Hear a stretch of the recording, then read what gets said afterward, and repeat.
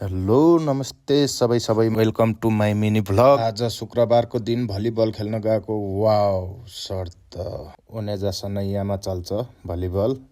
ओनेजा कासिममा हुने जति आउन सक्नुहुन्छ। शुक्रबारको दिन भलिबलको मजा छुट्टै हुन्छ, रमाइलो हुन्छ।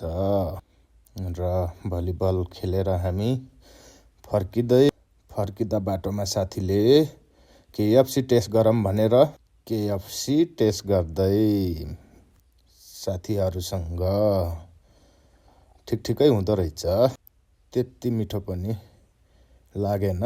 र नेक्स्ट डे रियादको यात्रामा छु म। आज रियादको ट्रिप थियो मेरो। रियाद पुगे खाली गर्ने ठाउँ यो हाम्रो पेट्रोल पम्प हो। बिहानमा नो एन्ट्री लाग्ने, दिउँसोमा राति गएर खाली गर्नुपर्ने। रियादको व्यथा त्यस्तै छ। रियादमा गाडी चलाउने हुनेलाई थाहा छ कतिको गाह्रो छ भनेर।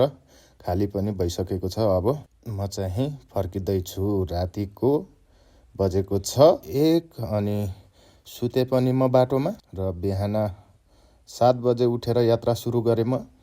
माझमामा 10 बजे आएर यसो नास्ता गरम भनेर लागेँ म। नास्ता सकेर अगाडि यात्रामा बाटोमा खाना पनि खाएँ मैले।